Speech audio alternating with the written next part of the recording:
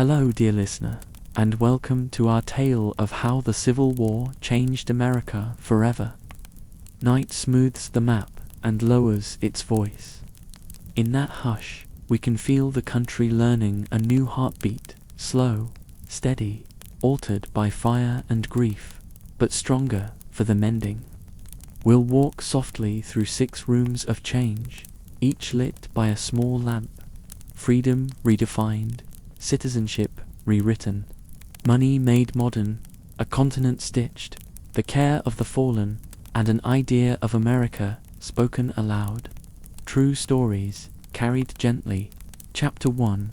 Freedom redefined, from proclamation to Juneteenth. Night lowers its voice, and the old map breathes easier. In that hush, the country you know begins to become the country you recognize. It does not happen in a trumpet blast. It happens in papers unfolded by lamplight, in footsteps carrying news across porches, in doors that have been locked for generations learning where the hinges are. The story of freedom's change does not stride. It arrives the way dawn does, first as suggestion, then as certainty, and finally as daylight you can read by. Picture a winter table in Washington, the wood rubbed smooth by years of elbows that have witnessed heated arguments. On that table, a pen, a stack of drafts large as a small town, and a man who had learned to weigh words, not only for their sound, but for their consequences. Outside, streets are packed with winter, boots scuffing its crust. Inside, January, a coin turning over in the hand. It is January 1st, 1863, and the President signs a paper that will become a doorway. The Emancipation Proclamation does not end slavery everywhere at once. It says, instead, that in states and parts of states that are then in rebellion, enslaved people are, and henceforward shall be free. A lawyer's sentence, but also a bell. In kitchens and cabins far from that desk, people who have been properly heard the ring without having heard the pen. News moves at the speed of rivers and rumor. It rides train cars and chaplains' pockets, tin cups and testimonies. It is carried by soldiers who have the news written in their orders and by people who carry the news in the soles of their feet. Reading the new grammar of a road that might lead to a line of blue jackets and a different life. Some call themselves contrabands, a word as awkward as a shoe on the wrong foot, but serviceable for crossing. They come to the edges of forts and set down their bundles and ask, with the dignity of people who have worked all their lives, what work is there for freedom to do? They build schools where night lessons begin with the alphabet and end with signatures. They plant gardens that produce more than vegetables. They sew uniforms and their own names into the seams. They sing in a key the war did not previously understand. Along the coasts, the sea islands hold an experiment that is not an experiment to the people living in it. Work for wages, classes under live oaks, churches that teach a double text, scripture and civics. In occupied towns, churches bloom with blackboards and chalk dust, and the air smells of wood smoke and new spellings. A child writes his name, and the room applauds as if it were a new amendment. Freedom does not stay an abstraction. It puts on a coat and a cap badge. The proclamation invites black men to enlist, and the United States colored troops gather into companies and then into a force great enough to bend a line on any map. They drill until the gravel has learned their names. They march until leather and skin come to an understanding. They shoulder muskets in numbers that make a statistic, and that statistic becomes a sentence that cannot be contradicted. The people who fight for the Union are the Union. In time, it will be said that some 180,000 black soldiers served, with tens of thousands more laboring as teamsters, carpenters, nurses, scouts, the work that holds other work together. For now, It is enough to watch the way a uniform changes a man's posture, and how, in turn, his posture changes a town's. The proclamation's logic reaches beyond battlefields and barracks into courthouses, where men in black coats tug at statutes to see what they will bear. It touches the territories and the District of Columbia, where emancipation laws have already begun to scrape old barnacles off the hull. It reaches into border states, where the conversation is longer, where persuasion and politics walk in circles around a stove and eventually find a chair they can both tolerate. It turns the war's aim from merely saving a union of states to saving a nation fit for people. And still it is not finished, because paper is a promise, and promises need carpenters. So Congress, that noisy carpenter's shop, works. Hammers of debate ring and ring. Nails of votes are driven or bent and straightened and driven again. On a winter day, January 31st, 1865, the 13th Amendment cleared the House. Cheers crack the decorum. Hats fly like exclamation points. A month of signatures, months of state ratifications, and on December 6, 1865, the country writes an ending into law. Neither slavery nor involuntary servitude shall exist within the United States, except as punishment for crime whereof the party shall have been duly convicted. The sentence has a lawyer's tale. It will require generations to comb, but the center is clear. An institution older than the Republic is ended, not by proclamation alone, but by the ironwork of constitutional text. Freedom's change is not just a federal announcement, it is a neighborhood phenomenon. In a lane behind a courthouse in Tennessee, a woman who has spent her life measuring other people's hours by the stewpot's simmer stands with arms folded and watches the day take a different angle. A soldier reads from a paper. Its words are not new everywhere, but this is the first time she has heard them in her own yard. She does not shout, she nods. She has work to do, and that work now has a different name. In Louisiana, a man walks out to the edge of a field and takes off his hat and puts it on again, as if testing whether the sky fits him any differently. In South Carolina, children race the news down the road and then, as children do, forget to report and simply enjoy the run. Freedom, like any change of rule in a house, must be explained over time. There are paydays promised and delayed, wages haggled over, contracts written in hands that are still learning long cursive loops. There are freedmen's bureau offices where clerks and claimants lean over a desk and try to square the past's audacity with the future's necessities. There are courts where a jury learns that testimony wears many faces and that the law's old assumption that some mouths do not count has been retired without a pension. Some schools expand from corners to whole rooms, from the end of a pew to a building with windows that open like eyelids. There are marriages made legal because love has always been law, and now the law has agreed to sign the certificate. This new freedom is sometimes greeted with a smile and a hand extended, sometimes greeted as if it were a weather front to be waited out. Some sheriffs understand their task has changed, and others do not. There are contracts written in lopsided fairness and contracts that require 3 readings and a witness who will not be bullied.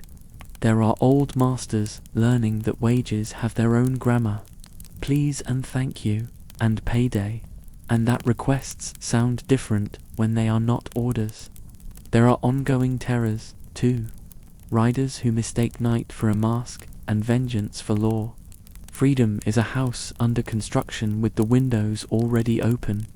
Not all who pass the sidewalk wish it well. The door, however, is braced, but the nation learns the rhythm of the new work. On parade grounds, USCT regiments drill with a precision that makes pride the most economical posture. At the edge of rivers, families cross with goods tied in quilts, and the quilts themselves become documents, patterns passed from hand to hand, proof that beauty has always been a survival skill. In contraband camps, by the hundreds, sermons find their mark. So do measuring cups and needles and the slate's white scratch. The Sanitary Commission and church societies send crates labeled with towns that might not meet the people they're addressing. And yet the contents arrive like relatives. All this time, some counties hold their breath, as if not inhaling might keep news from crossing the fence. Texas is far from the capital, and closer to the war's fiction that it might go on where it pleases. But war is not a person. It cannot hold the ground after its armies have chosen to lower their flags and look for home. So the news travels westward, dusty but unaltered. In June 1865, a column of blue reached Galveston. General Order No. 3 is read aloud, the way recipes are at kitchen tables, clearly, twice, then again, each repetition tightening the knot. The enslaved people of Texas are free, the order says. The relation between former masters and former slaves is now that of employer and hired labor. Advice is given against idleness, and advice is offered against coercion. Advice, like weather, is not law, but it hangs in the air. Juneteenth is born not as a theory, but as a day with smoke, spice, dresses pressed, hands washed, hair oiled, and relief distributed in peculiar chemistry. Laughter mixed with silence, tears that sit in the eyes and do not fall because there are pies to cut, and neighbors to cut, and neighbors to hug, and dancing to consider. A bench under a tree becomes a paperwork desk where people who have been husbands and wives for years finally have a certificate. A schoolhouse, younger than the pencils in it, becomes a chapel where free lands not as a slogan but as a syllable in a hymn. The day is both party and prayer, both announcement and practice. It says, as only a holiday can say, remember and get on with it. What changes deeply is the scale of the American we. It stretches to include those who have always been here, but have until now been forced onto the footnotes of sentences. It stretches again to include those whose legal status might be new but whose claim is older than any courthouse. Claim of birth, of work, of sweat, of service, of survival. And because language follows reality like a faithful dog, the Constitution begins to say what the war has required it to mean. The 13th Amendment ended slavery. The 14th will define citizenship and ask each state to keep faith with the word person. The 15th Amendment will forbid the easy theft of votes. But in this chapter, you can hear the hinges of the first door. You can hear the house learning how to hold itself. The proclamation also rewires the war's diplomacy. It tells those nations watching from across the ocean, tall hats in parlors where the tea is frankly political, that this conflict is not merely a quarrel over arrangements. It is a quarrel over what kind of country will stand at the world's edge and bargain for its trade and announce its intentions. The proclamation makes alliance with slavery a less popular position for anyone who wishes to be seen at respectable tables. The Union gains moral gravity as well as regiments. The Confederacy loses a kind of air it had been breathing without acknowledging it. Meanwhile, in the lines where soldiers talk in the plain grammar of men who carry too much and sleep too little, the significance is simpler. Alongside me now marches a man who yesterday in the story of law was enslaved, and today in the story of fact is a soldier. He knows the drill and the song. He keeps the pace and the joke. He knows why he is here in a way some of us have only learned recently. When medals are pinned, some are pinned to coats that legislation would have refused to call citizen not long ago. The medals fit. The law learns to do so. Free people do ordinary things loudly because the novelty deserves volume. They buy hats. They stand in lines at fair wages and complain about supervisors with a freedom that is more intoxicating than the syrup on a Sunday cake. They move. Whole families lift their lives and set them down in places where cousins have reported opportunity. The road learns their names. Towns that have never seen them wonder how to greet. Towns that have always seen them reconsider how they look. Along riverbanks, small economies stand up like colts and wobble and then find the trick of weight. Markets adjust. A drum somewhere announces a picnic and gets a parade in response. People go fishing on a Tuesday simply because they can and then hurry home to iron a shirt for a Wednesday interview. Because liberty without labor is just a mood. In quiet corners, emancipation is a ledger, too. Men who have labored a lifetime under someone else's arithmetic now measure their hours and argue their pay without whispers. Women who have raised other people's children go home earlier to read to their own. Grandmothers who could not risk hope become economists of hope, storing it in quilts and recipes and sensible shoes. And in 1,000 small churches where the prayer list is longer than the hymn book, pastors preach sermons that ask the right question. What is freedom for? Not only for leaving, they answer, but for building. Not only for breaking, but for mending. Not only for saying no more, but for learning the particular yes that will keep a child safe in a place that used to be an intersection of dangers. There are setbacks woven into the tapestry because history is stitched by human hands. There is violence in the dark from men who have mistaken their loss of power for a loss of self. There is mischief in courthouses where penmanship hides meanness. And new laws step into old shoes and pretend they are not the same feet. Some contracts try to make a circle out of a straight line. There are terror and trials and names we will need to remember so that we do not let them have the last word. But woven through the setbacks is timber. Legal, moral, human timber. A house built on the refusal to be property does not easily go back to being a barn.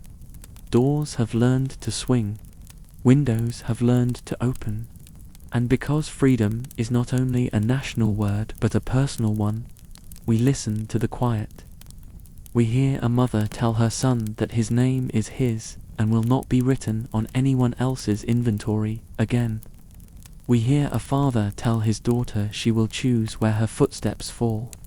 We hear a teacher dismiss a class with a signed reading and "Don't forget your supper," and the way the children laugh at the idea that reading could be forgotten. We hear the sound of a wedding where the vows are the same as any vows anywhere else, and yet they sound like brand new bells. In a cemetery where so many men's names are written under the same dates. July this, June that. A woman stands before a stone and says, "He died a free man," and the sentence, though 2 words shorter than the truth deserves, stands tall. Freedom becomes a habit slowly. You learn the habit in paydays that do not evaporate, in the odd luxuriousness of signing a contract and walking away with a copy, in the way a policeman's knock might now be a warning about a flooded river rather than a search for runaway property, in balloting days when your handshakes are not from fear but from the electricity of being counted. You learn it in the posture of a doorway where you lean at sunset because your back has worked and your hands are clean and the porch is yours, and the little ones have stopped darting long enough to be counted with a glance. And so, when you reach June 19th, 1865, in Galveston, and the order is read aloud by men who were not here yesterday and are here now, the day is not the beginning of freedom. It is the beginning of recognition. It is the day when the last large corner of a sick room opens its window. It is the day when all the other days say to this one, "Now you can join the calendar." And it is the day that will be remembered with red drinks and wrinkled tablecloths. with games played under trees that are not ashamed of who shelters beneath them, with stories meant for children that children always hear sideways, but store faithfully anyway. When night comes back to that June and the town returns to the ordinary sounds of dishes, dogs, neighbors, stars, you can hear in the quiet a new heartbeat that is also the old heartbeat, now regular in a way no doctor could ever teach. It will carry the nation into the next tasks. Citizenship written down, votes protected, money printed green, and national universities raised from fields and bonds, cemeteries planted straight and tended like gardens, and into the long work of making the proclamation a practice. Freedom, after all, is not a building you enter, it is a road you keep. And tonight we keep walking it in our sleep, so that we will not forget the way when morning asks us to set off again. If your eyes are heavy, let them be. The paper is signed, the ink is dry, the doors are open, the bell is rung. Keep one small picture with you into sleep, a lamp on a table, a pen set down, the winter window holding its frost-like lace, and a country cold and stubborn and beautiful, deciding to be different, deciding to deserve itself. When you wake, you will find the road still there, the hinges oiled, the alphabet patient, and the work, always the work, waiting with its sleeve rolled and its smile small but honest. Chapter 2. Citizenship, rewritten the 14th and 15th. Night arranges the ink bottle, sets the pen down the way a mother sets down a sleeping child, and opens the windows of the courthouse to let the day's heat escape. In that softened air, paper learns to breathe. We have left the room where freedom changed its name. Now we enter a chamber where citizenship is being measured and sewn, hemmed and tried on, argued over, signed for, and at last worn. It is not a loud room. It is a room where the law hums like a kettle and language discovers what it can hold. Begin with a street lamp, evening in 1866, a year made of splinters and stitches. In a federal building that smells faintly of damp wool and iron stoves, a clerk copies out the words of the Civil Rights Act of 1866, the first time the nation says plainly, in law, that all persons born in the United States, except those still living under tribal governments, are citizens, and that citizens, whatever their color, may make contracts, sue and be sued, give evidence, purchase, lease, sell, and hold property. The ink dries slowly, like a shy idea learning confidence. It is a start, not a finish. The paper knows this. So do the people whose names it dares to include. The war has ended on fields where grass keeps secrets. But in towns and parishes, the war continues in softer uniforms, sheriff's badges, courthouse quills, poll judges, spectacles. To meet it, Congress sets out a steadier scaffold, Reconstruction acts that require new state constitutions, the Freedmen's Bureau extended to broker wages, register marriages, secure rations, and more dearly than flour or salt, open schools. Classrooms bloom like careful gardens in places where the alphabet was once contraband. A blackboard leans against a church wall. Chalk squeaks its fragile authority. Children practice the curve of a capital C, and do not yet know that the letter also begins citizen. Still, paper wishes for stone. So the nation reaches for its chisels, the amendment process, and begins the exacting work of writing on the Constitution itself, the way a mason sets letters into marble, stroke by patient stroke. Listen to Section 1 of the 14th Amendment as if it were a lullaby with strong hands. All persons born or naturalized in the United States and subject to the jurisdiction thereof are citizens. Birthright, at last, is made a public promise. A woman standing in a doorway in Richmond can lift her baby into the evening, the child's hair smelling of soap and sleep, and know that the tiny lungs pulling at night air belong to a citizen. No annotation, no asterisk, no state shall make or enforce any law which shall abridge the privileges or immunities of citizens of the United States. The sentence sets out like a careful traveler, luggage light, and hope heavy. It will be argued into corners, and, in some courtrooms, argued into a narrower hallway than the drafters intended.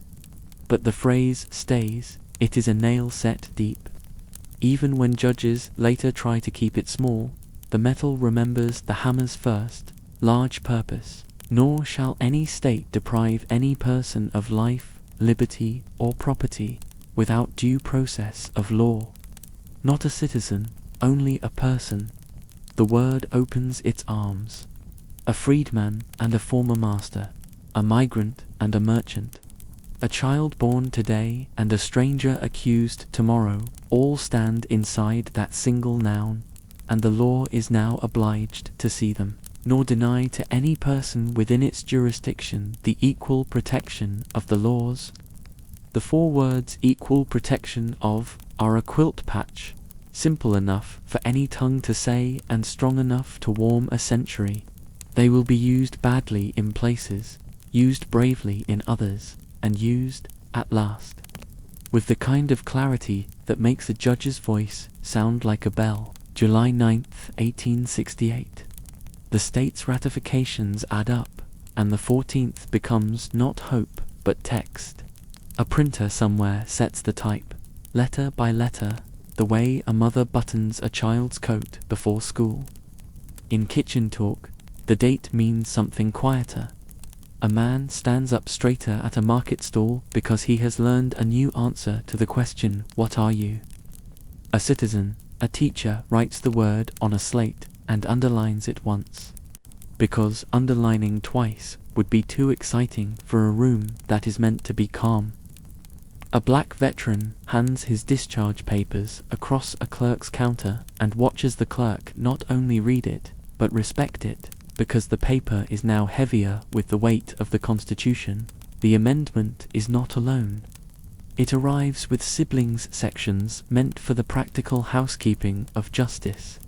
One counts seats in Congress with a sharper pencil. Another says that men who led the rebellion will need forgiveness to lead again. Another assures that the nation's lawful debts will be honored, while debts for loss of or emancipation of any slave will not. Money, too, must learn new manners. Laws do not walk on their own, people carry them. So you will find in county seats from North Carolina to Mississippi, in parishes and towns, constitutional conventions assembled under new rules. The rooms are crowded with weathered faces and new suits, with ex-Confederates who have taken the oath, and with freeborn black men, with teachers, printers, ministers, farmers, people who know how to count board feet of pine, and also, now, votes. By kerosene and argument, they draft state constitutions that make schools public, declare rights at the front of the document instead of the back, and teach local law a few new tunes. In these rooms, a sentence like "all men are equal before the law" is written by people who, a season ago, were not equal before the door. The ballot, however, remains the most practical ritual of belonging. The 14th has affirmed who is in. The next task is to decide who may choose. In winter light, with the ink hardly dry on citizenship, Congress writes another promise, the 15th Amendment. Its language is simple enough to stand on one foot. The right of citizens of the United States to vote shall not be denied or abridged by the United States or by any state on account of race, color, or previous condition of servitude. February 3rd, 1870. Ratified. Clerks record it. Newspapers scold or cheer. Pulpits preach it into ears that believe and ears that resist. The sentence does not mention women. The omission is a bruise that will take another movement, another half-century of knocking on closed doors, to press the pain from. But for millions of men newly counted as citizens, the 15th is a key that fits. What does that look like? Not in capitals, but in towns. It looks like a Saturday where men line up in coats borrowed from cousins, their hats held respectfully, and waiting for their turn to touch the box that counts. It looks like a deputy watching with folded arms and a face that tries, sometimes, to be neutral. It looks like a white neighbor who shakes his head and then, at last, shrugs. This is the law. We will all learn it together. It looks like a minister passing out slips of paper with names to remember and reminds each man quietly. Read the list twice. Speak slowly. It looks like a hand that trembles and a voice that does not. It looks like a morning where the old arithmetic of silence is broken into by numbers that finally add up to representation. The nation, as if surprised by its own generosity, produces office holders where no one had expected to see them. Hiram Rhodes, Revels of Mississippi, takes a seat in the U.S. Senate in 1870, filling the chair once held by Jefferson Davis. Joseph Rainey of South Carolina debates in the House with a hat on the rack and a gavel within reach. State legislatures and city councils acquire voices whose grandfathers had no legal voices at all. Newspapers find room in their fonts for names they never supposed they would print honorably. Portrait painters practice new shades of dignity. Of course, there is weather. There are years when the sun of law climbs into the sky and warms even the far fields. There are nights when wind in white hoods rides fence lines and mistakes terror for policy.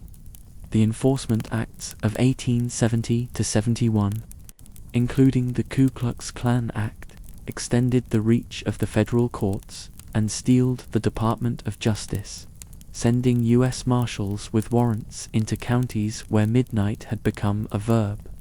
Federal juries sat. Convictions were won, overturned, and won again. The law fights like a man determined to stand his ground, even when the ground slides under his boots. Sometimes he gains a foot, sometimes he loses an inch, but each morning he is there again, hat on, papers ready. In the quiet between raids and rulings, classrooms proceed with the more radical work of the ordinary.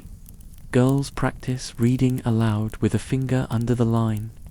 Boys do sums in copybooks and learn, through the stubborn honesty of numbers, that equality is not only a principle but a method. Public schools, new in much of the South, bring together children with different shoes and the same chalk dust on their cuffs. Teachers argue, behind closed doors, about integrated or separate, and meet budgets that are always smaller than their dreams. But the bell rings, the lesson takes, the slate wipes clean, and every day the nation moves a thin pencil line forward. Courts begin to speak in sentences that will echo longer than their rooms. Some echoes are generous, others less so. In 1873, the slaughterhouse cases narrowed the privileges or immunities clause into something smaller than the drafters had hoped. The broad shield becomes a small coin in a judge's pocket. In 1876, United States v. Cruikshank trims federal power against private terror, and the night grows confident in a few counties where day had only begun to learn its courage. And yet, alongside those limits, the due process and equal protection phrases travel to new subjects. Property in one case, speech in another, slowly teaching the Bill of Rights to apply to the states as well. One right at a time, the way a careful mason lays bricks. Press, check, move on. If these legal footfalls seem distant, come closer again to the porch where life is counted in weeks. A black veteran pins a small ribbon to his lapel on election day and walks with his daughter to the edge of town, introduces her to the polling place with the pride of a father showing a child the river he loves. A midwife, citizen by birthright, carries her satchel past men who tip their hats differently now, not only out of courtesy, but out of acknowledgement. A baker who used to sell only on one side of the street sells to both, discovering that dough rises the same under any hand. A lawyer who once argued cases for one community learns new clients' names and discovers that justice, when it works, is a trade that never lacks for decent hours. The ballot itself becomes a kind of liturgy. In churches, the Sunday before an election, pastors explain the order of service. Arrive early. Bring your tax receipt if one is required. Answer your name clearly. If challenged, be polite and insist. In barbershops, men rehearse the alphabet of candidates as if studying for recitation. In parlors, women may still be waiting for their own turn at the box iron collars and pack lunches. The humble accomplices of democracy, and discuss school boards the way one discusses weather, a shared fate. In fields, boys set down hoes at noon and imagine themselves old enough to vote. Girls listen and imagine themselves older still, and the work of the next movement grows silently in their ribs. There is backsliding, poll taxes, literacy tests, understanding clauses, and, later, primaries closed to black voters, ingenious little thorns smuggled into the bouquet. There are grandfather clauses that invite one neighborhood and not another. Some registrars cannot seem to find their spectacles when dark hands hold the document. There is the Mississippi Plan of 1890 and the grim mimicry that follows in other states. But even in those years, the words citizen and equal protection do not sleep. They wait in books, in sermons, in the calm memory of children who saw their fathers vote and will not forget that posture. They wait in the pockets of lawyers who will carry them into courthouses the way a soldier carries a photograph. Creased, cherished, and ready. Not every story in this chapter is Southern. Out west, a child born in San Francisco to Chinese parents, a boy named Wang Kim Ark, will grow up to test the birthright clause all the way to the Supreme Court. And in 1898, the court will say what the 14th has always meant. If you are born here, you belong here. In northern cities, immigrants from many shores will stand under courthouse arches, their names spelled as nearly as can be conveniently done, and swear a loyalty that will be tested by wars they have not yet imagined. The word person is busy. It cannot be confined to one accent, one skin, and one story. And so the amendments work, sometimes like music, moving a room all at once, and sometimes like yeast, small and patient, invisibly raising the dough until someone opens the oven and says, surprised, look. The 14th and 15th do not perform miracles. They supply tools.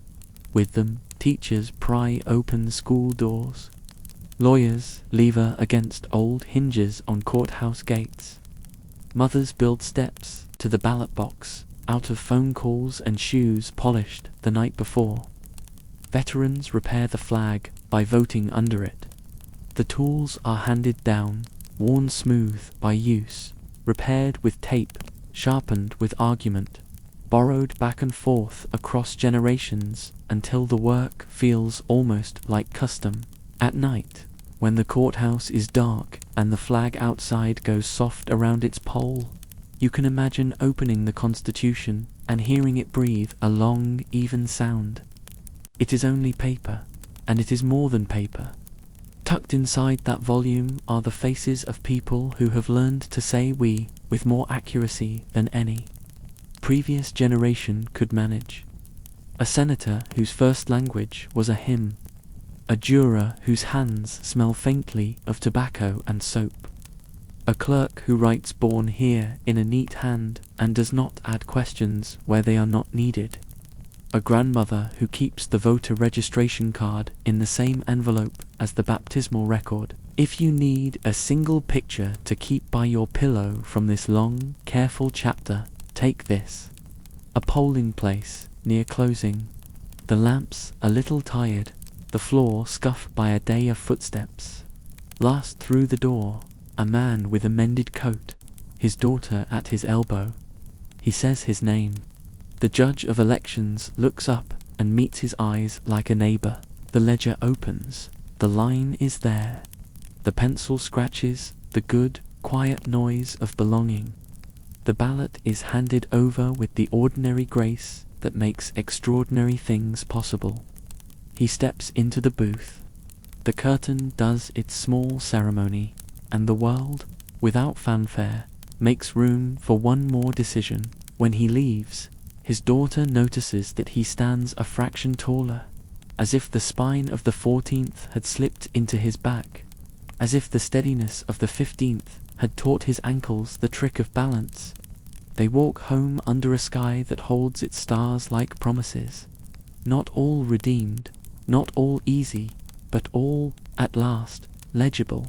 Sleep now. The ink is drying. The lamps are low.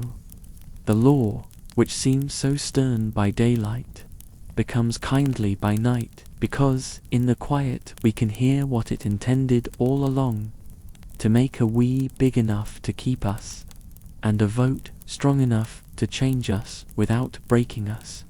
Tomorrow there will be more work, a school to fund, a case to argue, a fence to mend, a meeting to call to order. But tonight the Constitution holds its pages like a mother holds a child close, careful, ready for morning. Chapter 3. The Nation's Purse and Paper Greenbacks and Banks. Night lays a ledger open and smooths the curling corners with the back of its hand. Somewhere, a lamp makes a small circle of honesty on an oak desk. A clerk flexes fingers stained the faint green of ink. A press downstairs breathes in sheets and exhales promises. Money is not only metal and paper. It is agreement, memory, and trust set in type. In this room, during this war, the United States learns how to speak money as a single voice, and the voice will keep sounding long after the drums are put away. Begin with worry. War eats coin the way a hard winter eats wood. Gold and silver vanish into stockings, jars, and the deep pockets of certainty. Merchants count out change with apologies. Soldiers pay lags behind news. Train cars of supplies ask questions the Treasury cannot answer with metal alone. In that pinch, a different instrument is tuned. Congress passes the Legal Tender Act of 1862. And the Treasury prints United States notes paper that says, with calm it must learn to deserve. This is good everywhere in the Union, for all debts public and private, except duties on imports and interest on the public debt. The backs are green with a purpose, and the country, practical as ever, gives them a practical nickname. Hold one up to the lamp. On the early $1 note, the face is grave, bearded, and frankly pleased to be of use. Salmon P. Chase, Lincoln's Secretary of the Treasury, who has spent months persuading Congress, bankers, and the public that the nation's faith can carry value when metal hides. It is fitting, and a little mischievous, that Chase looks out from the note his policy made possible. The paper whispers that the Republic, like any sturdy household, can write an IOU to itself and keep it.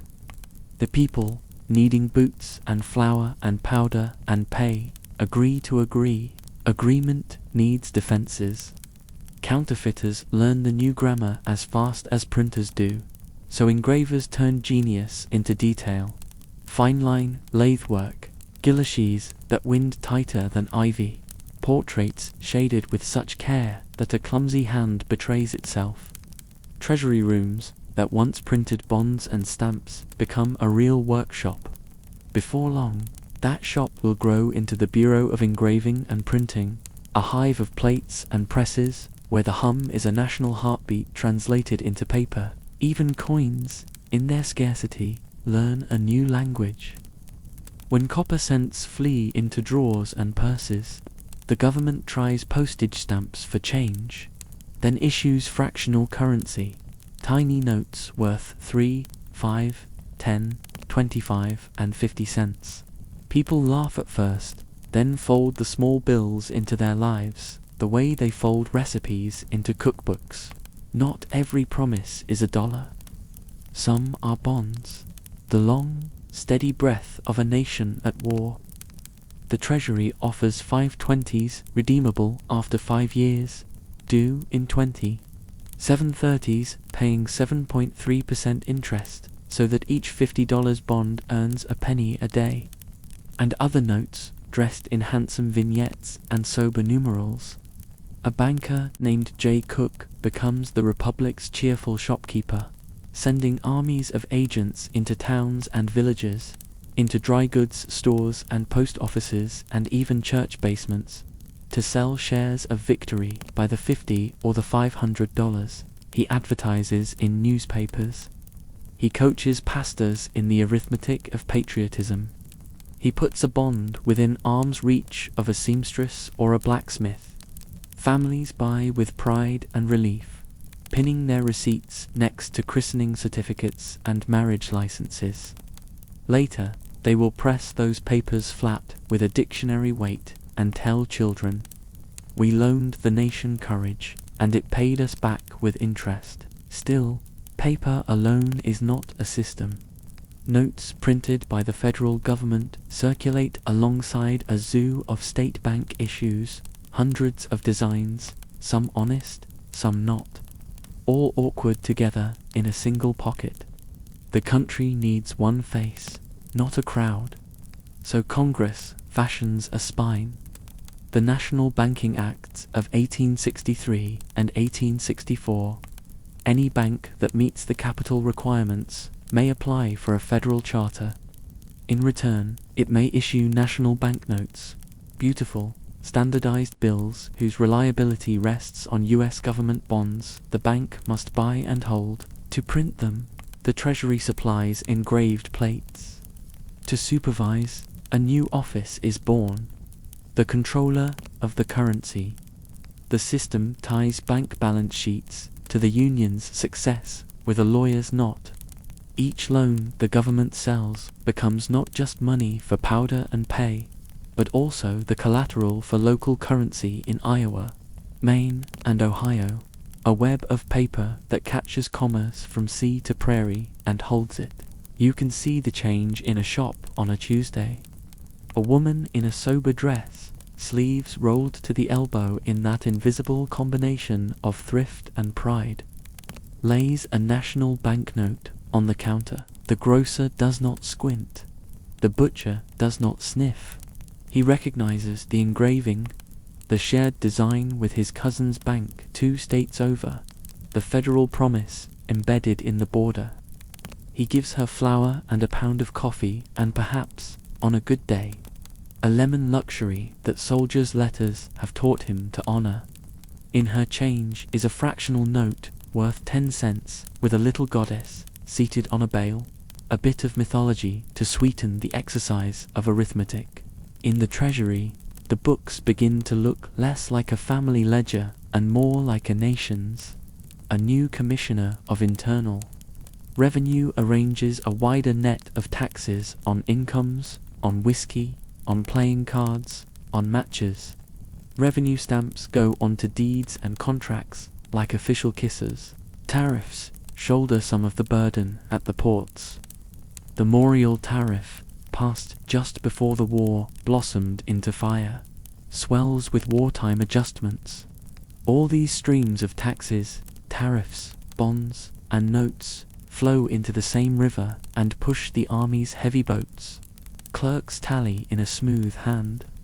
The Republic, long a patchwork of policies, becomes a single purse. There is prayer in coins, too.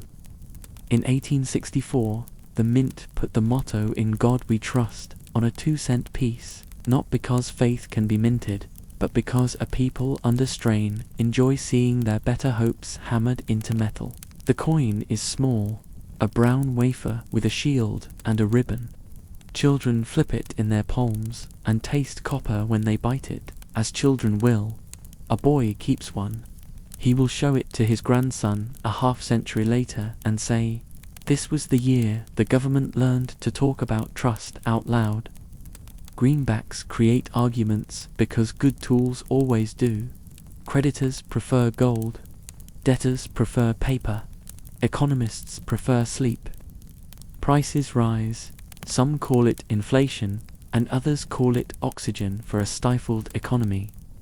Soldiers paid in green labor through months when the arithmetic makes meat dear, but pay arrives on time more often than not. And men who used to wait for coin now fold paper and send it home with letters that smell of campfire and rain. In parlors, families open envelopes to find both news and rent tucked inside.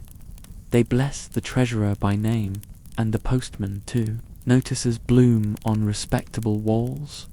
Beware of counterfeits. Between 1861 and 1865, false notes appear in every pocket. The problem grows so fast that in July 1865, the government creates a new arm, the Secret Service, to chase counterfeiters and restore the currency's face. Later, it will guard living faces. For now, it watches paper. Agents study plates and inks the way doctors study fevers. Their work is quiet, persistent, unglamorous, the perfect twin to a currency that needs, more than anything, to feel ordinary in ordinary hands. If you wish to measure the change, sit for a day in a newly chartered bank under the national system. The cashier's window frames a parade of lives. A widow bringing in a 7:30 coupon to clip. A grocer depositing the day's small bills, each with a familiar eagle perched above a number. A farmer signing for a loan to buy a reaper, his thumbprint pressed beside his name out of habit more than need. A mechanic exchanging a handful of ragged state notes for the clean face of a national bill. Above their heads, the framed charter hangs like a diploma. On the counter lies a wooden stamp for endorsing, payable in lawful money.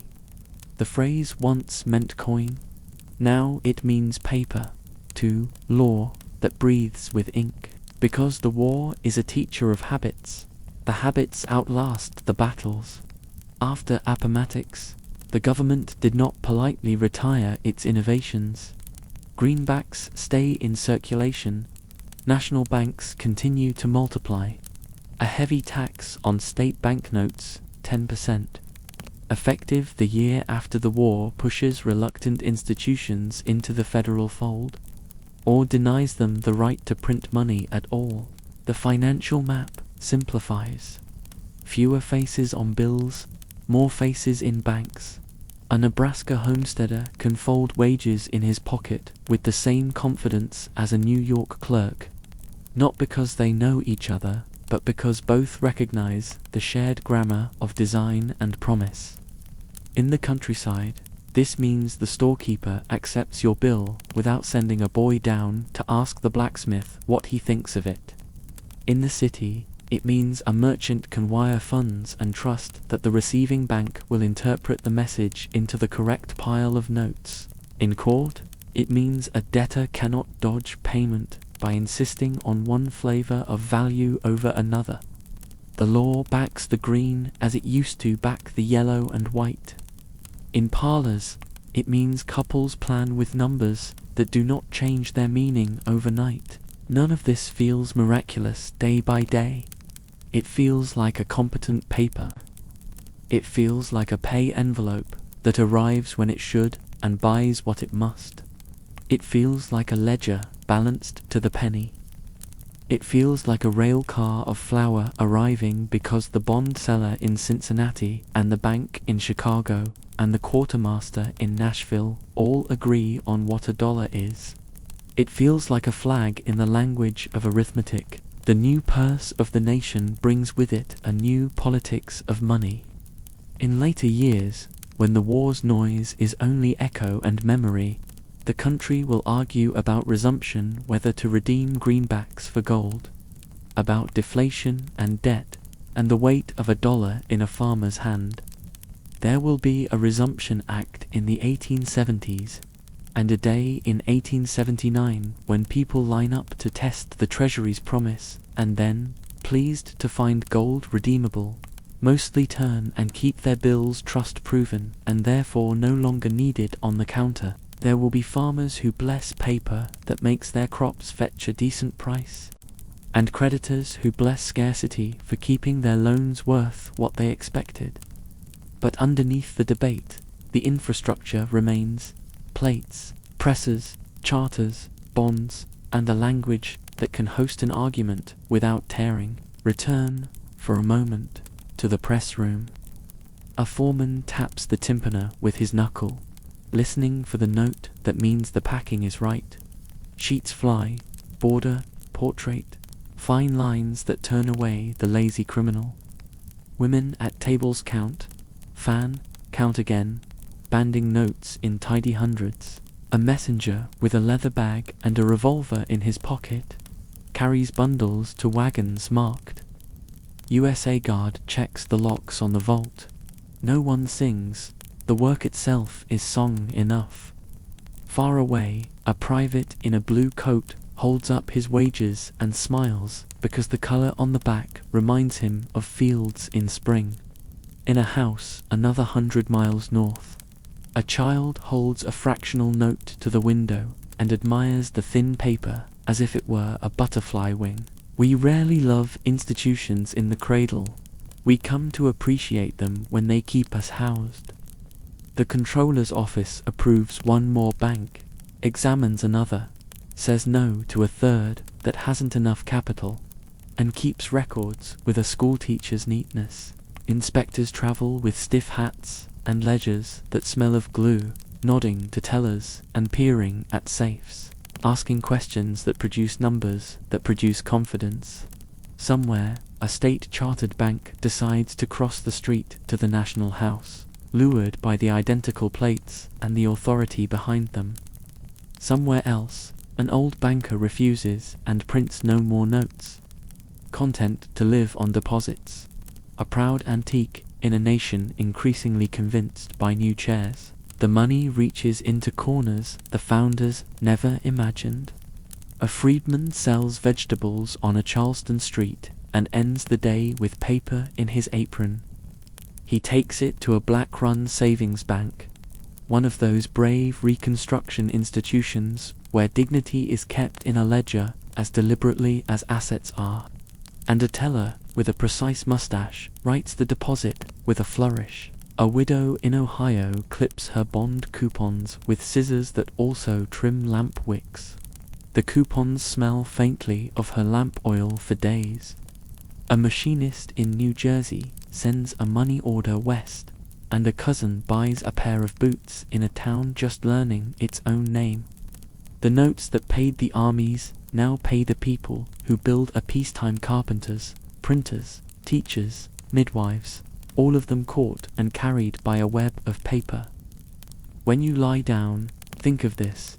A nation that had been a federation of habits became by necessity, then by choice, a single purse with many pockets. The Civil War taught the United States to tax as one, borrow as one, print as one, bank as one, bank as one, and, when required, enforce as one. It made money a common language so that a promise spoken in Vermont could be redeemed in Kansas without an introduction. It learned to distrust counterfeiters without learning to distrust its own capacity to keep a promise on paper. Let the lamp go low. The presses downstairs slow and stop. The last bundle is stacked squarely. The watchman makes his round with a key ring that sounds like small chimes. In the big ledger on the top shelf, today's line is drawn receipts, outlays, balance as tidy as a seamstress's stitch. Beyond the windows, 1,000 shop counters tally their own minor ledgers, and 1,000 kitchen tables recalibrate hope around the math of groceries, rent, and a tin of tea. In their pockets, millions of small green promises rest together like leaves. They will move again in the morning, as promised, carrying the ordinary bravery of a nation that learned, in war, how to spend its faith and then keep it. Chapter 4. A continent stitched land, rails, and learning. Night unrolls the continent like a length of cloth across a table and smooths it with a quiet palm. The fabric is patterned with rivers and ridges, prairie stitched to desert, forest to plain, towns like buttons, and forts like islets. In the hush after drums and proclamations, the country turns to its other work, to hem and bind, to join and fasten, and to set seams that will not pull when tomorrow tugs. The Civil War has changed the nation's heart. Now the nation changes its bones, land, rails, and learning, so that the heart has something steady to beat inside. Begin with a door that opens toward the grass. It is May 20th, 1862, when the Homestead Act becomes law, and it is spring on paper as well as in fields. The promise fits in a few sentences. Any person who is the head of a family or over 21, who has taken an oath to support the Constitution, may claim 160 acres of public land, live on it, improve it, and, after 5 years, receive a patent deed in hand, a farm of one's own. The country says, bring a plough, bring a roof, bring a will. We will bring the survey and the signature in a clapboard office that smells of dust and authority. A registrar stamps a form with a satisfying thud. On the other side of the counter, a woman in a black dress, a widow whose name the war has shortened, accepts the paper with steady hands.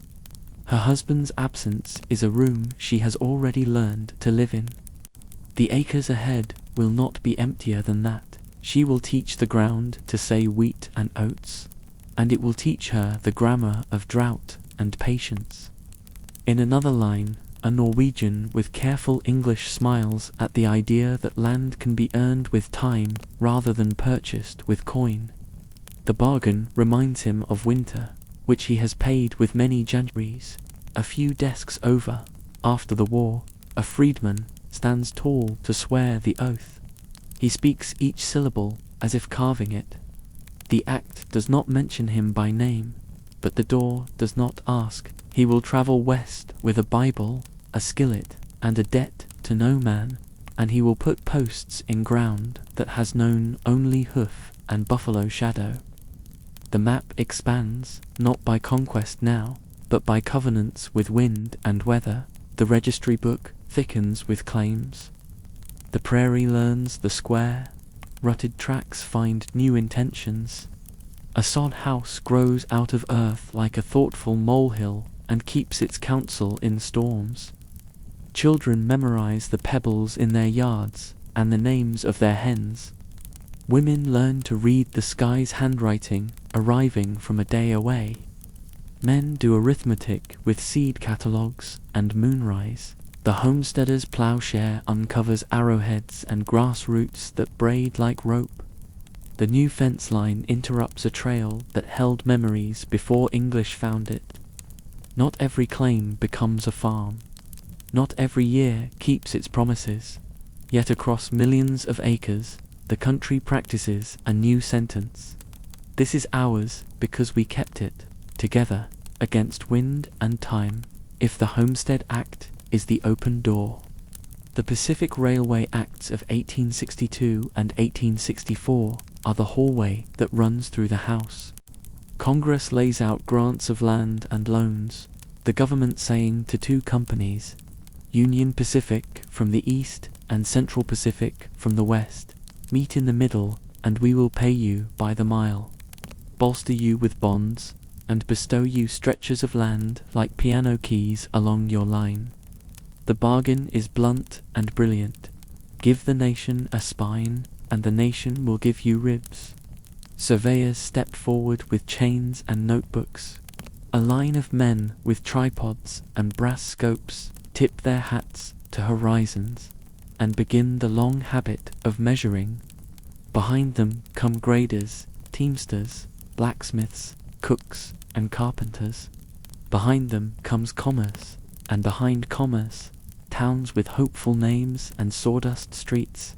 In the Sierra, Chinese workers recruited by the thousands, paid less than their white counterparts, housed in their own camps, insulted in more than one language, taught granite tunnels, humility with powder and disciplined courage. Winter's avalanches be their skeptic, and spring's thaw their ally. They set hand-drilled holes, tamp fuses, run for their lives, and return to clear rubble with a patience that only those who have eaten frugality understand. In the high plains, Irish labourers who have carried picks across an ocean swing them in rhythm, the old world's songs, keeping time for new world rails. The ties, creosote stiffened, lie like prayer beads in long procession. Spikes stand to attention. Gaudy dancers tamp ballast until the earth says enough. Telegraph lines walk beside the track, insulators like blue glass fruit catching the light. Words will now move faster than the fastest horse, and the Republic will hear itself speak in nearly real time. When a storm takes a pole, linemen climb with spurs and fix what the weather undid. The nation's nervous system learning to heal. The post office rides these improvements like a thoughtful passenger, inventing the money order and trusting rails to carry not only envelopes but wages that move east to west and back again through the fingers of mothers and merchants. Sacks stamped US mail thud into depots. A clerk's hand sorts with devotion, and somewhere a boy recognizes his father's handwriting before he reads a single word. The rails carry time as well as freight. Noon used to be a village secret, the sun and the church tower conspiring in local dialects. Now the nation's schedule begins to talk to itself. Minutes acquire the audacity to matter. Before long, railroads will impose standard time. They will do it in 1883, with 4 zones named like cardinal virtues, and towns will fall in line because punctuality is cheaper than confusion. A conductor's watch, heavy, accurate, tenderly consulted, becomes a kind of secular sacrament at water stops and sidings. In depots, clocks agree when they have never met one another. In kitchens, supper discovers it can be served not only when the men come back from the field, but also when the train is due.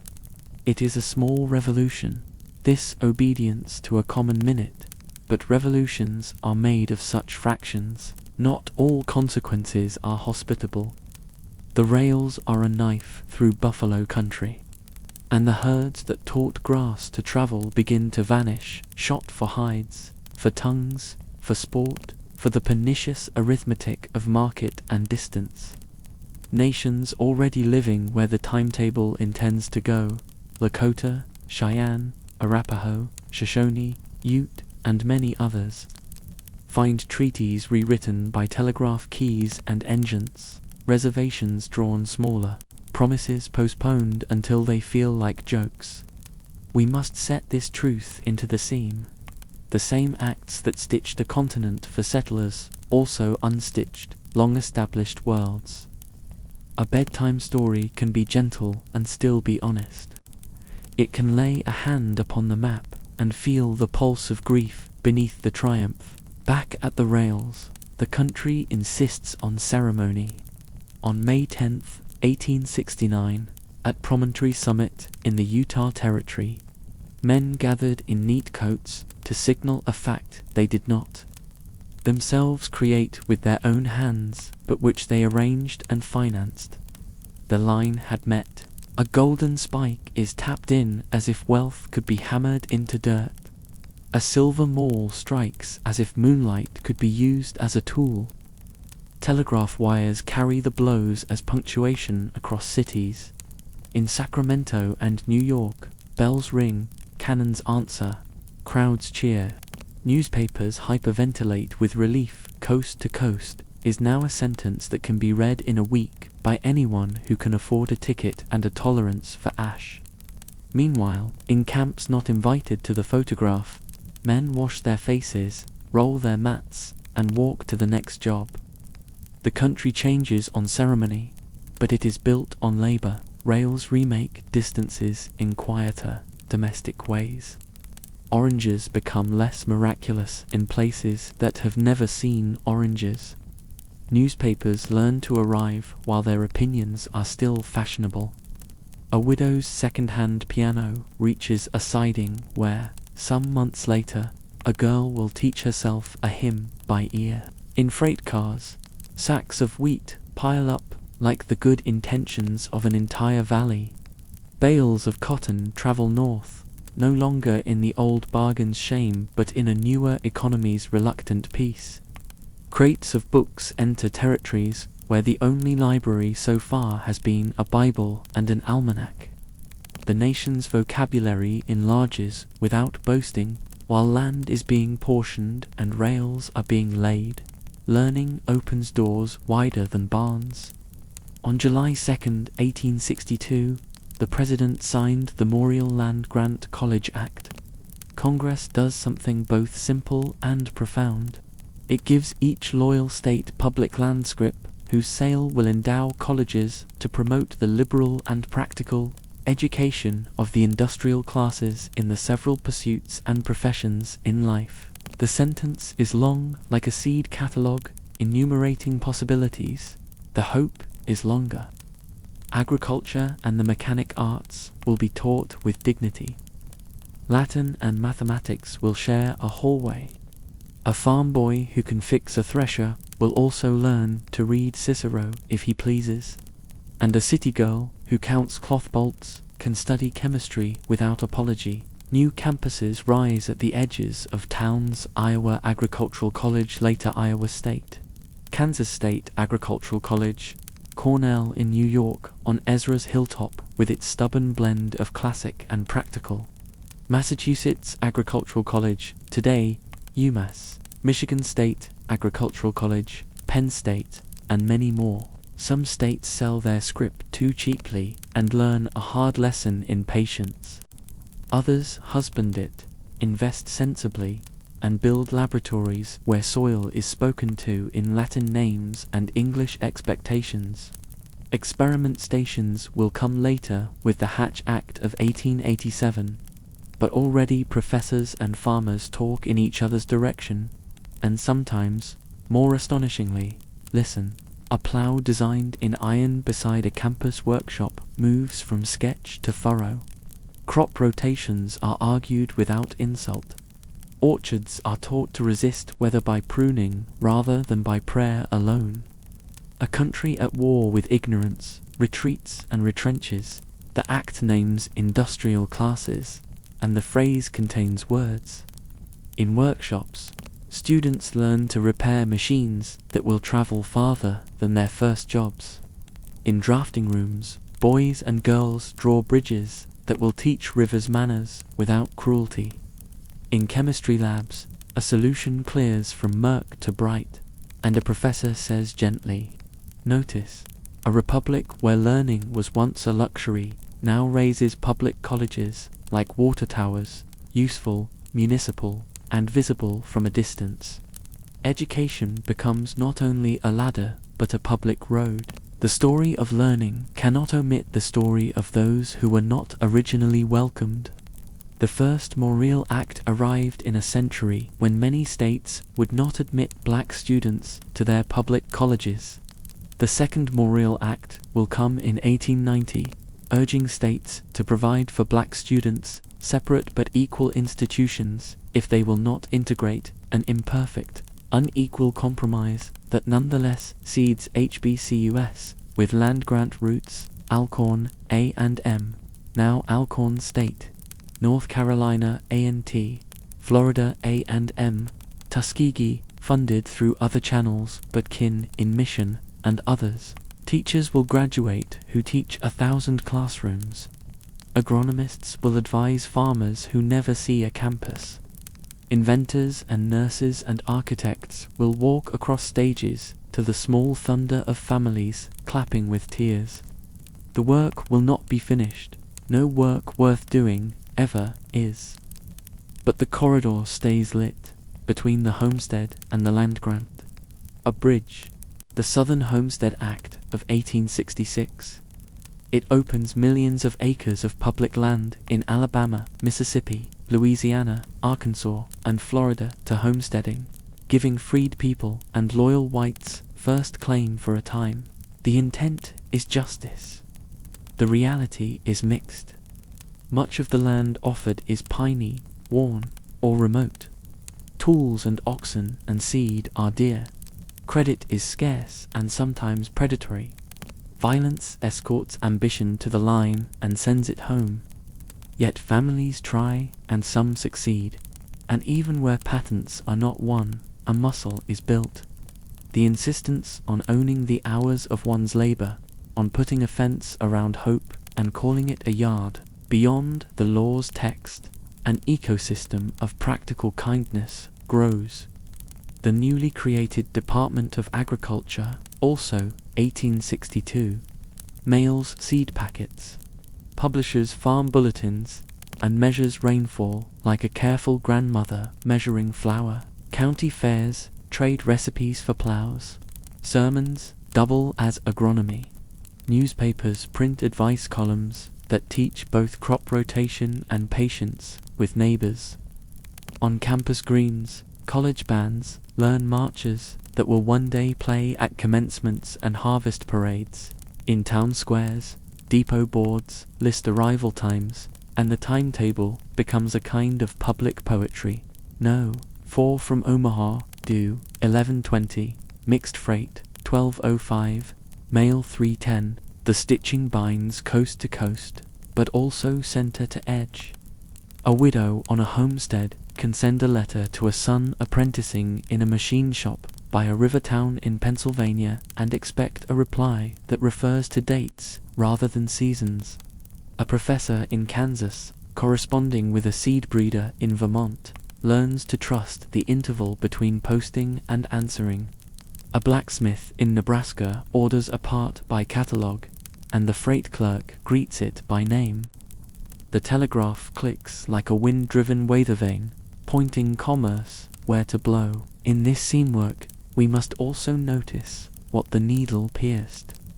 To grant acres to homesteaders, the government took lands from people whose maps were older than Washington through treaties.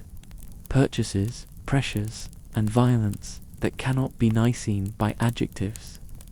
Many land-grant endowments were funded by selling scrip tied to lands expropriated from native nations. The dollars built lecture halls while the dispossessed counted winters. That is part of the pattern, too. A bedtime voice can carry sorrow without breaking. It can place a hand where the fabric puckers and say, "Remember." If we speak truly about how the Civil War changed America forever, we must say, it built and it unbuilt. It opened and it closed. It taught and it forgot.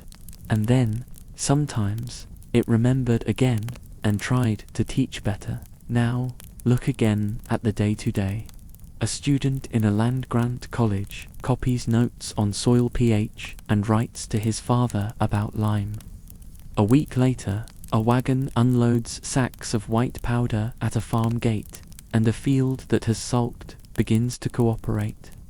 A homesteader, having failed with wheat, tries sorghum because a college pamphlet suggests it.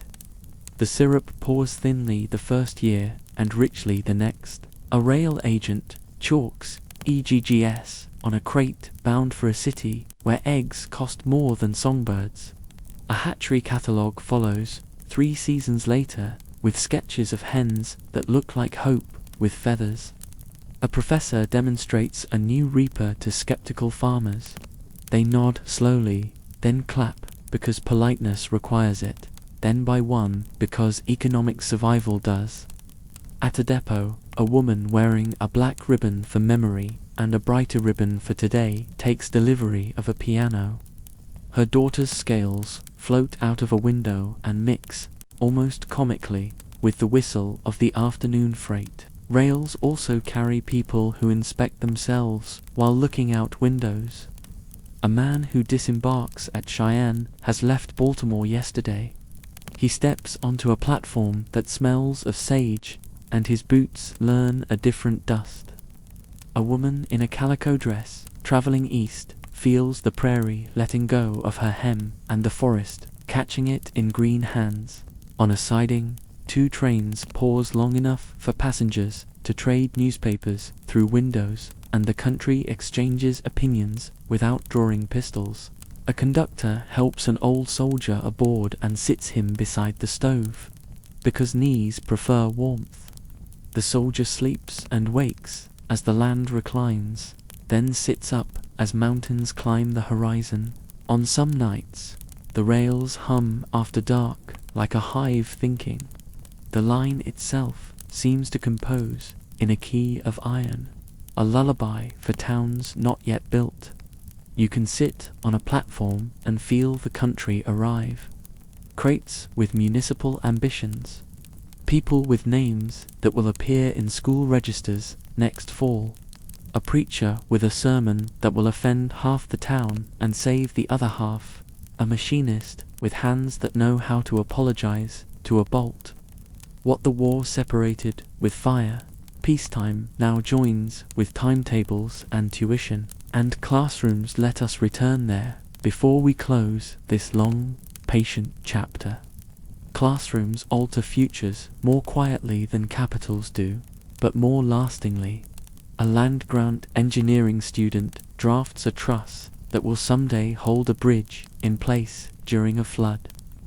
An agriculture student learns how to graft a fruit tree and later walks down a row of his own making with grandchildren who think he is a magician. A botany student presses specimens and later writes a bulletin that saves farmers money to states away. A journalism student edits the campus paper and learns not to shout and not to whisper, and a decade later he will report on a county budget with the same calm, which is the beginning of honesty in public. A young black woman admitted at a newer college founded under the second act. Masters bookkeeping and then keeps books for a cooperative that keeps families solvent. Her ledger columns are as straight as principles. If you listen from the doorway of any of these rooms as evening gathers, you hear a kind of American sentence that did not exist before the war. We will make a thing together and share its use. We will argue and then measure. We will plant and then test.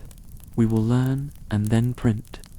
We will go to the depot with our goods and to the school with our doubts and return from both with receipts. That sentence runs under homesteads and rail beds and lecture halls like a reliable aquifer. It is the sound of a nation that has survived itself and now intends to feed, move, and teach itself with a minimum of drama and a maximum of decency. Night folds the cloth back up, the line of rails gleaming briefly like pins in a tailor's mouth. Out on the prairie, a lantern swings in a barn. In a dormitory, a student turns down a page corner and blows out a lamp. On a siding, a brakeman tests a coupling with a practiced ear. At a kitchen table, a homesteader writes numbers, bushels, sacks, dollars in a cautious, cheerful column. Far away, a classroom skeleton holds its grin in the dark. Near at hand, a child asleep under a quilt sewn from feed sacks dreams of trains as long as counties and fields as square as copybooks. The country has taught itself, for one more day, how to be large without being lost. Sleep. Then, the door is open. The corridor is clear. The room lights are warm. The stitches will hold tonight. In the morning, you will hear a whistle, a bell, a bellows, a blackboard, a calf, and a campus clock. Each sound will be an answer to the war's old question: what will you make of your freedom? And the day will reply with rails and rows and recitations, something that lasts. Chapter 5: Memory, Medicine, and Mourning Cemeteries and Care. Night draws the tent flaps together and teaches the wind to whisper. In the long hush after cannon, a different kind of labor begins, the careful work of hands that stitch, lift, carry, write, boil, bless, and remember. The war has made doctors of carpenters and clerks of poets, nurses of women who once kept only their own households, and librarians of men who number graves so that sorrow will not be lost. In this chapter, we walk at the slow pace of mercy and inventory, through wards and way stations where a nation learns how to tend its wounded and count its dead, and through gardens of stone where names settle into lines that do not wander, begin where pain first meets order. A field turned hospital by the authority of need, canvas opens like makeshift wings, straw is shaken into beds that promise only honesty. A young surgeon, jaw set, sleeves rolled, has learned to read a man's color the way sailors read a sky. In his kit, bone saw, bright as a bell's tongue, needles, silk, catgut, chloroform, and ether stoppered, like small thunderstorms. The old camp myth about biting bullets stays outside with the stories told to frighten boys. Inside, the most common sound is the cloth over a mouth and nose, the soft counting until the light floats away, and the knife need not argue with breath.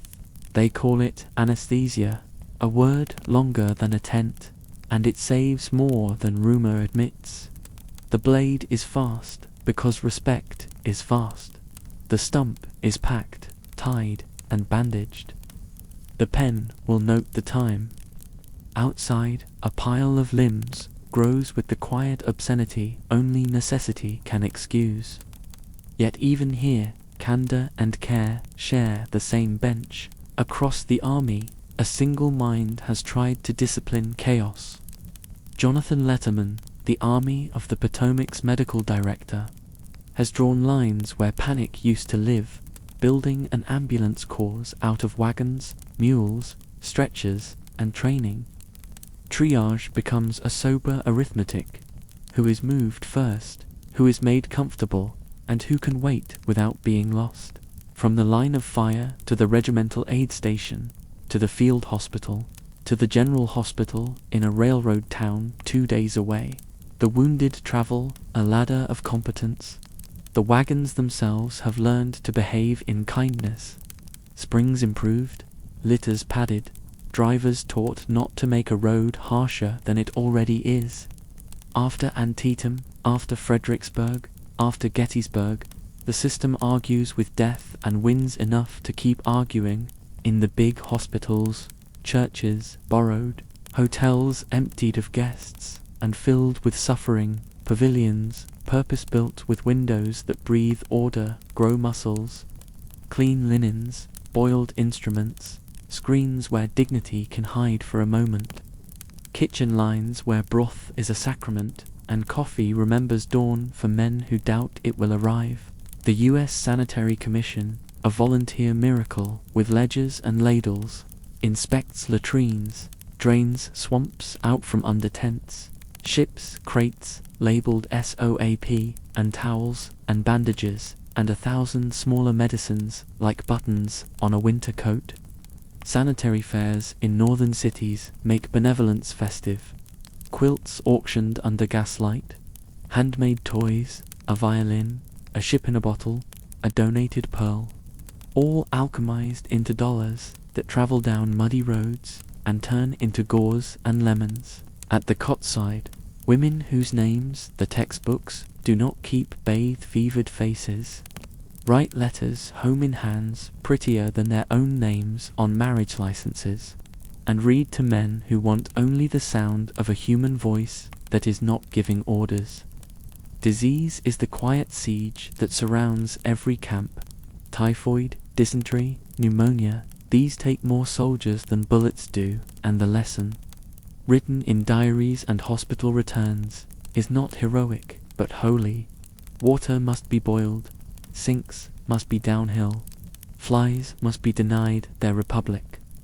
Men must be taught that cleanliness is not finery but armor. The commission's inspectors turn sermons into checklists. The habit of hand-washing becomes a kind of prayer that no one thinks to name as such. In wards, where diphtheria has a voice like a locked door, nurses learn to wait with patience and vinegar and hope. In vaccination lines, sleeves roll up for smallpox scars shaped like commas, pauses between lives, not periods. On hospital trains and ships, the geography itself learns new manners. Cars become wards, cots secured, lanterns hung, brakes applied with a kindness that feels like a moral choice. A steward moves down the aisle with a ladle the size of mercy. Outside, towns slide past with their roofs tidy as hymnals. On hospital steamers, the river teaches wounds to rest. The hiss of the boiler, a lullaby that travels all the way down to bone. Somewhere on a gangplank, a nurse touches a wrist and counts not only pulse, but possibility. Medicine leaves marks that last longer than a war. Factories for artificial limbs, arms that open in a wooden handshake with the world. Legs that learn the grammar of steps, turn carpentry into charity. A man who has returned shorter learns again the balance of his own weight and, with a harness of leather and will, climbs the stairs to a second-floor shop where his tools have waited faithfully. Pensions build a parallel language of care forms and affidavits, signatures from comrades who can swear to a man's work and hurt. The nation discovers that gratitude can be paid monthly, and that a clerk's neat pen can be as merciful as a doctor's neat stitch. Out beyond the wards, grief arranges itself into straight lines. The national cemeteries authorized during the war and multiplied after it are not born of marble first, but of shovels, boards, chalk, and lists. At Gettysburg, on a November day, men with rakes and planers make order out of a field that has already learned too much about last things. Graves in arcs and rows, headboards painted with numbers, a speaker who is brief and right. Lincoln's voice is a low river in that cool air, a new birth of freedom, a government that belongs to the people the way breath belongs to a chest. The speech is short enough to memorize, which is fortunate. The country will need to recite it when courage is thin. The cemetery itself is a lesson you can walk. Equality in horizontal lines.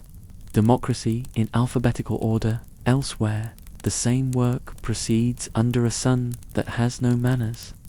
At Andersonville, where thirst once had jurisdiction, men with ledgers and hammers come to reverse what can be reversed.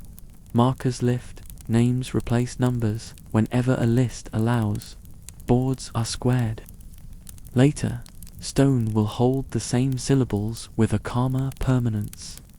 In Virginia and Tennessee, on bluffs above rivers and in meadows that used to be arguments, the quartermaster's department sets aside ground, fences it, and promises mowing, counting, and keeping.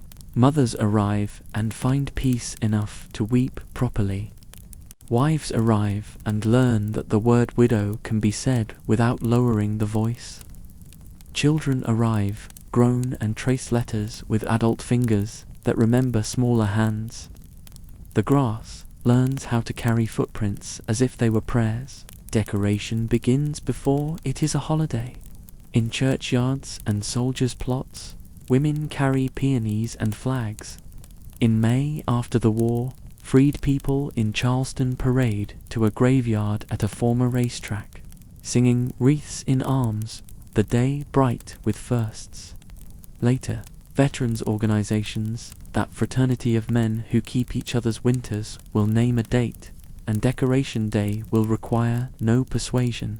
Men who slept on the same ground in rain will kneel on tidy gravel and set flowers, uniforms, now of black coats and suspenders, there drill the measured act of memory. Children learn to place a bloom without asking where. The rows tell them everything they need to know. Memory's housekeeping uses many tools.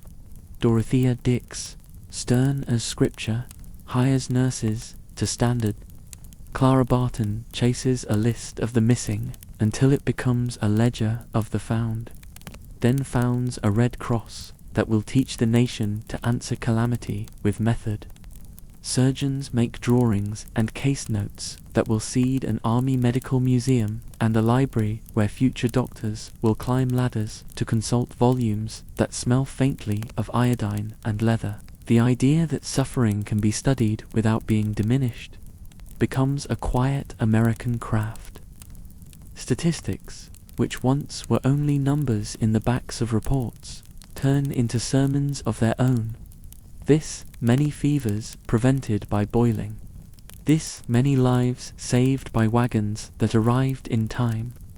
This many months added to a pensioner's life by a limb carved well. Justice, too, learns a bedside manner. The government pays bounties less and less, and pays pensions more and more.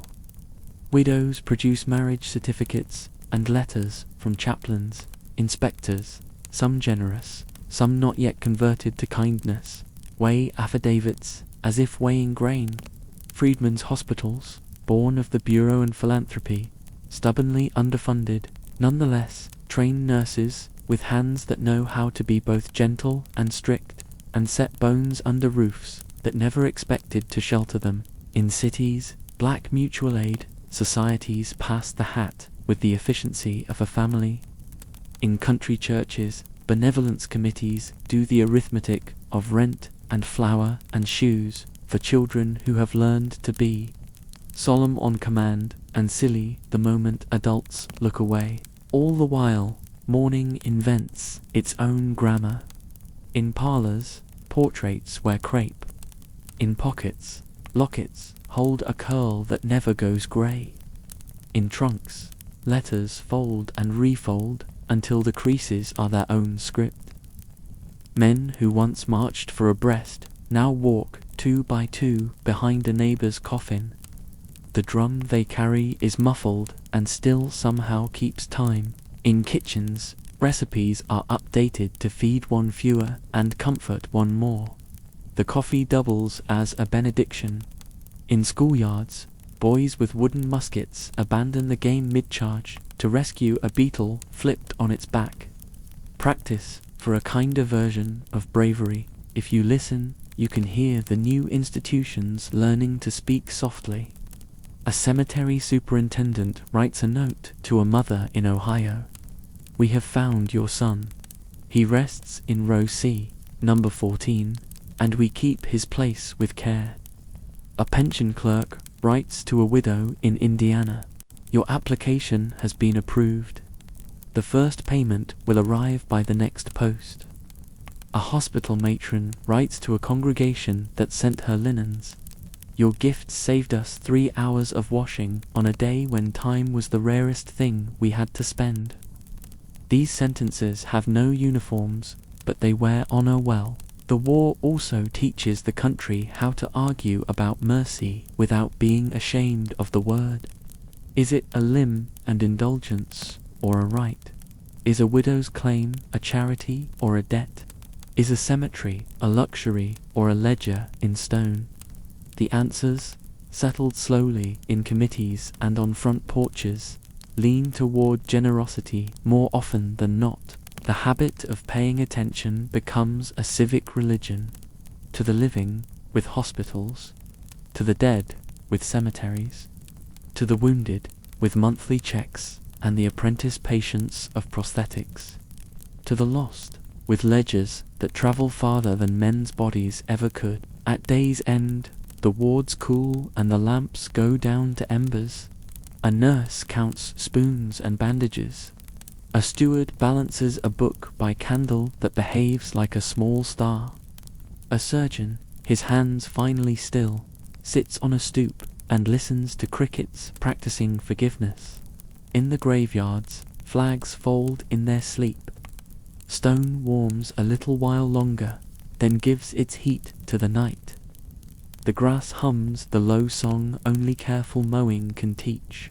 Somewhere, an old soldier takes off his wooden leg and rubs the stump with salve and a story.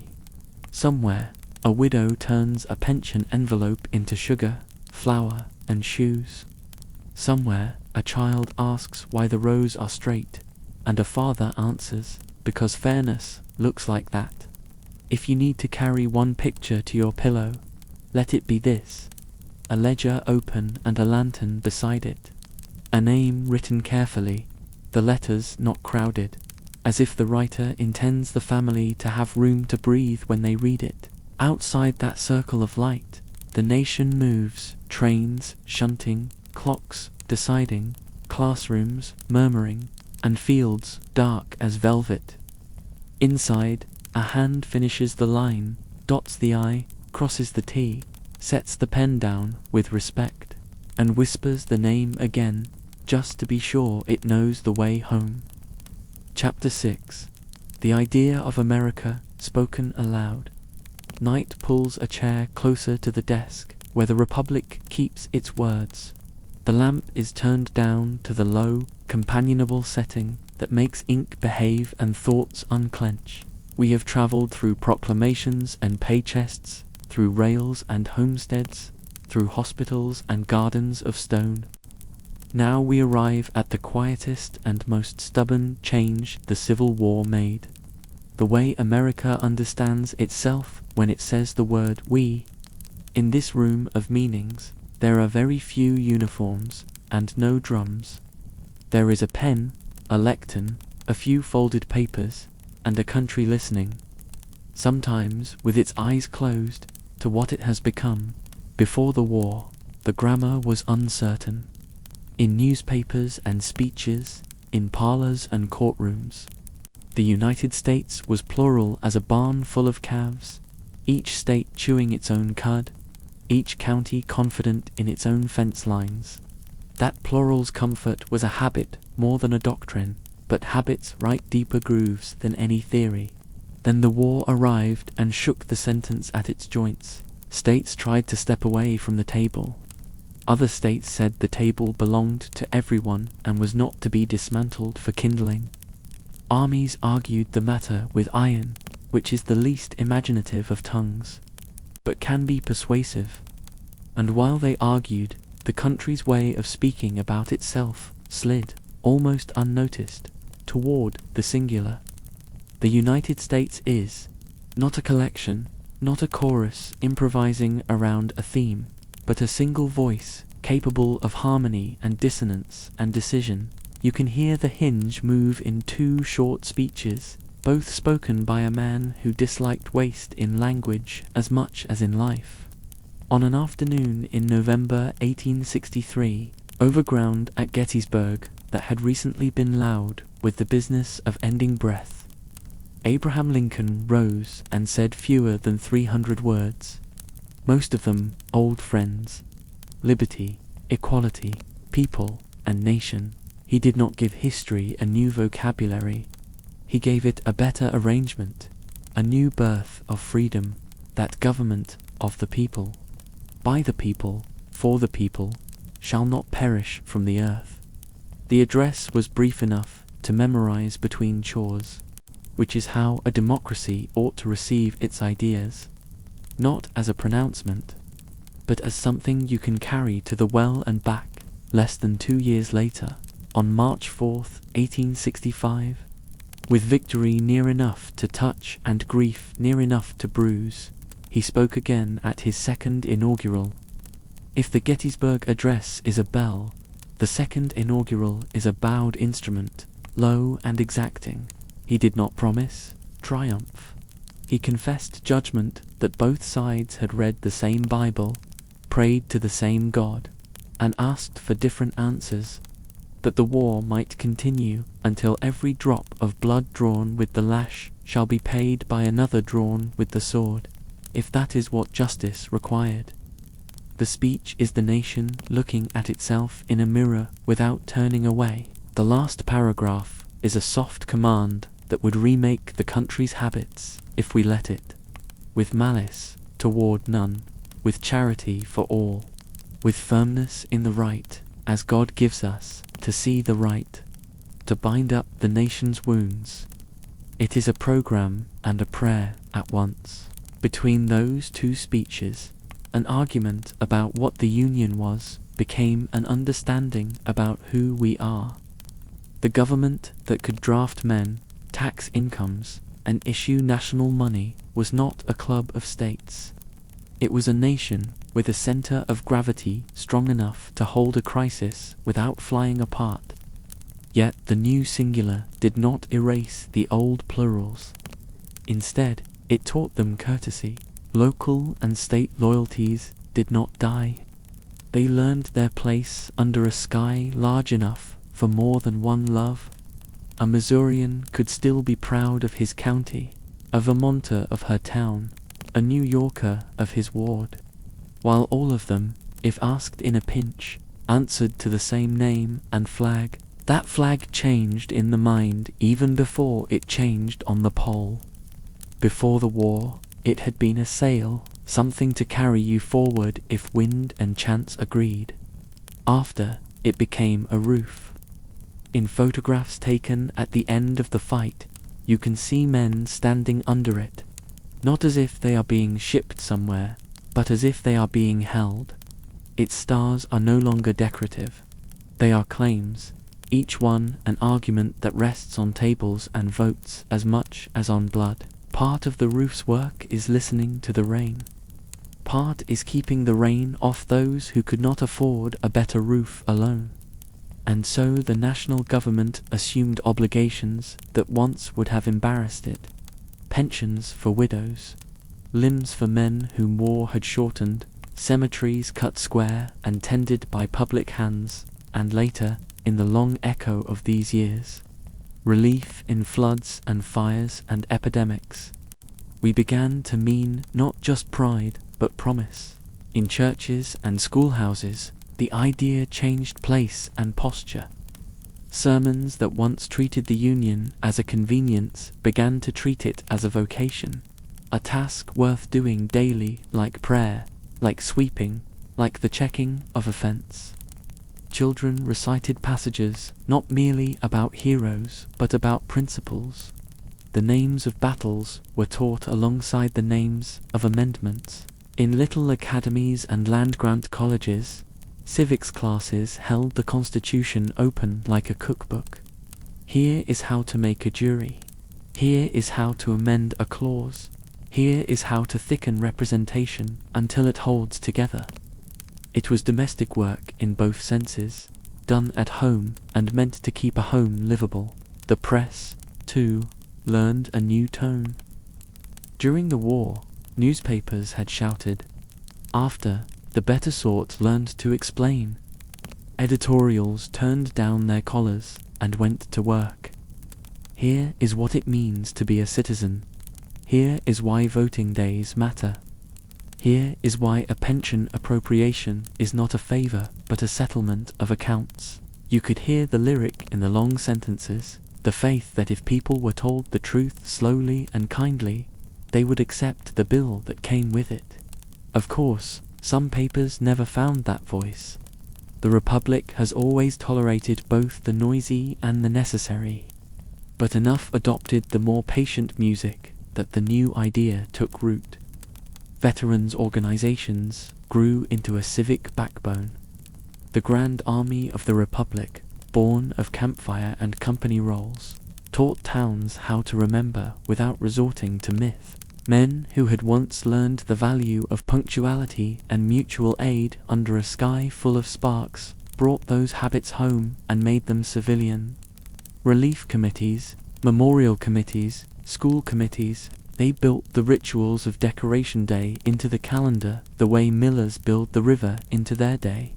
as something you return to because it returns to you.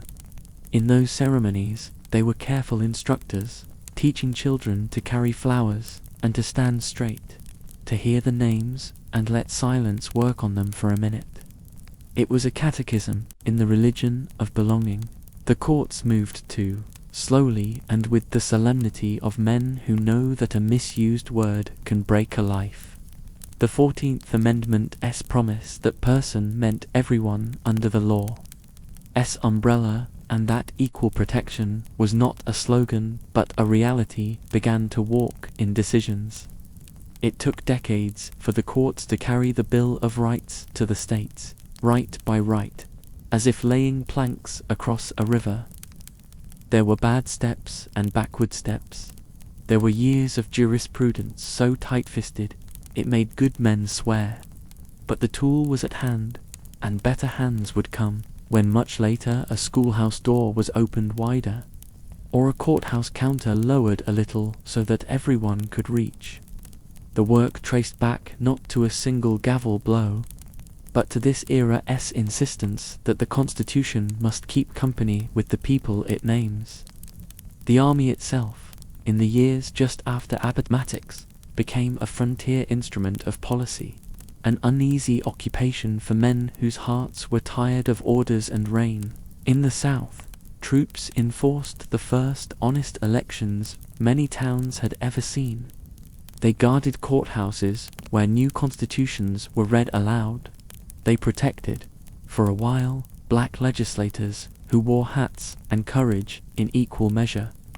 They were not perfect guardians, no army can be, but their presence acknowledged the new arithmetic, that a national promise requires a national witness. When the witness left early, as it did, the ledger of the idea took on a debt we would spend a century and more trying to pay down. Even so, the notion that Washington had responsibilities south of the Potomac and west of the Mississippi survived, moving from muskets to marshals to the very unmilitary arts of schooling, paving, and public health. The second inaugural's closing command, bind up, care for, achieve a just and lasting peace, lingered in civil life as something more than embroidery. It changed the way public arguments were supposed to be conducted. Less malice, more charity, firmness in the right, but humility about how clearly any of us sees it. When the country failed that test, as we often have, the text continued to grade us in the margin. When the country passed it, even in small local assignments, a fair settlement in a labor dispute, a courthouse integrated without riot, a school built on time and under budget, that sentence smiled in the background, like a teacher who does not need to be thanked to be satisfied. In kitchens, where no law was ever written, the idea of America took on smaller, tougher shapes. A mother in Indiana kept her son's discharge paper and a copy of the new amendment in the same box as the family Bible, as if to say, "This is how we will worship, and this is how we will live."